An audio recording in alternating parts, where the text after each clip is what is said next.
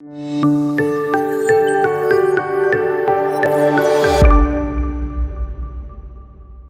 and a very warm welcome to the Bharata First podcast. This is Frank Rausan Pereira doing a reading of C.Raja.Gopalachari's Mahabharata. Chapter 80 The Death of Abhimanyu.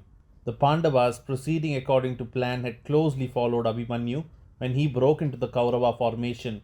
But Dhritarashtra's son in law, Jayadratha, the gallant king of the Sindhus, swooped down upon the Pandavas with all his forces and enabled the breach in the formation to be effectively and solidly closed up, so that the Pandavas found it impossible to force their way in.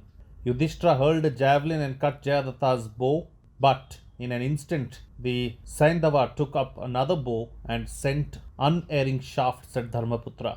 Bhimasena's arrows made deadly work, crashing down the canopy and flagstaff of Jayadratha's car. But the Saindava was alert and re-armed himself each time his equipment was broken. He killed Bhima's chariot horses and the latter had to go into Satyaki's car. In this manner, Jayadratha, with stubborn valor, prevented the Pandavas from entering in Abhimanyu's wake. The young hero was thus isolated and surrounded by the Kaurava forces. The son of Subhadra was, however, undaunted. He attacked all the warriors around him and slew them in great number. Like rivers losing themselves in the ocean, the soldiers that went to attack him disappeared before his arrows. The Kaurava army reeled under Abhimanyu's onslaughts. Duryodhana's son Lakshmana, a gallant young warrior, then charged on Abhimanyu. When they saw this, retreating soldiers came back and supported Lakshmana, showering arrows on Abhimanyu like rain falling on a hill. Still, Arjuna's son was undaunted, and his shaft came swift and shining, like a serpent fresh sloughed, and pierced Lakshmana. The handsome youth with beautiful nose and eyebrows and hair lay dead on the field, and the Kaurava soldiers were filled with grief. To hell with the wicked Abhimanyu, shouted Duryodhana, and 6 great warriors, Drona, Kripa, Karna, Ashwathama, Brihatbala, and Kritavarma, closed upon Abhimanyu. It is impossible to pierce this youth's armor, said Drona to Karna.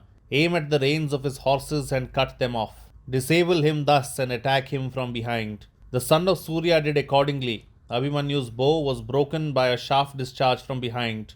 His horses and charioteer were killed. Thus disabled, the young warrior stood on the field with sword and shield facing his enemies.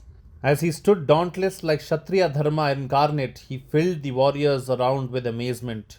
Whirling his sword, he held his own against the numerous warriors who had surrounded him with a skill that confounded them. It seemed to them as if his feet did not rest on earth and he was on wings in the air. Drona sent a shaft that broke Abhimanyu's sword. Karna's sharp arrows tore his shield into bits. Then Abhimanyu bent down and taking up one of his chariot wheels and whirling it like a discus, stood up facing all the enemies that surrounded him. The dust from the chariot wheel covered him, and the poet says it enhanced the natural beauty of the young hero. He fought fearlessly like a second Vishnu with the discus, but soon the combined onslaught of the warriors that surrounded him overpowered him. The chariot wheel was shattered to pieces.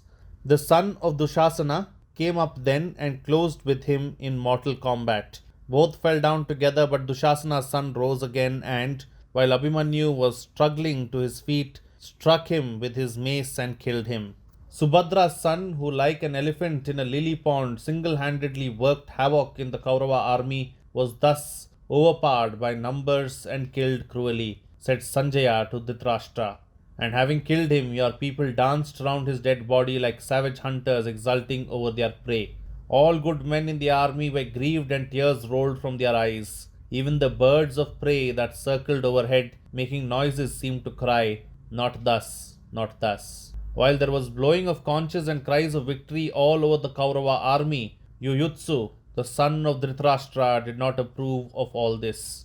This is ignoble, he angrily cried. Soldiers, you have forgotten your code. Verily, you should be ashamed, but instead you shout brazen cries of victory. Having committed a most wicked deed, you revel in foolish joy, blind to the danger that is imminent. So saying, Yuyutsu threw his weapon away in disgust and left the battlefield. This young son of Dhritarashtra feared sin.